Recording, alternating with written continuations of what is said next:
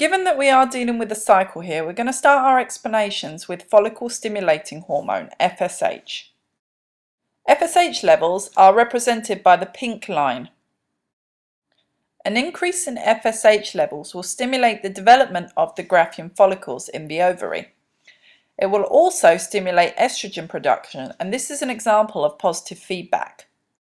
As the estrogen levels increase, this will repair and thicken the endometrium. There is also a positive feedback relationship between estrogen and LH, just as there was between FSH and the estrogen. So increasing levels of estrogen will result in increasing levels of LH and ultimately a peak in LH production. When levels of luteinizing hormone LH peak, this stimulates ovulation, which is the release of the ovum from the ovary to the oviduct, and it also stimulates the development of the corpus luteum. Now, the corpus luteum is a temporary endocrine structure which is formed following the release of the ovum from the Graafian follicles. Since the corpus luteum secretes progesterone, progesterone levels subsequently increase. The role of progesterone is to maintain the endometrium in preparation for fertilization. So if fertilization does take place, the corpus luteum continues to secrete the progesterone and continues to maintain the uterus lining. If, however, fertilization doesn't take place, the corpus luteum will disintegrate. This will result in a decrease in progesterone, and because the endometrium is no longer being maintained, menstruation will occur.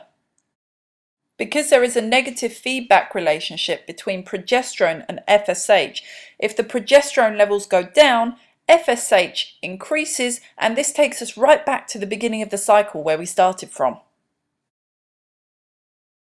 So now we're going to recap those negative and positive feedback relationships between the hormones.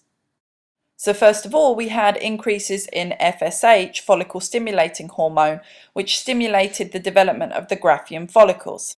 There was a positive feedback relationship between FSH and estrogen, so increases in FSH lead to increases in estrogen, and the estrogen leads to the thickening of the endometrium. Increasing estrogen levels stimulated the production of luteinizing hormone, so that's another positive feedback relationship. And luteinizing hormone, a peak in this caused ovulation and the subsequent development of the corpus luteum. The corpus luteum, that endocrine structure, then secreted progesterone, so progesterone levels increased. The role of the progesterone was to maintain the endometrium in preparation for fertilization.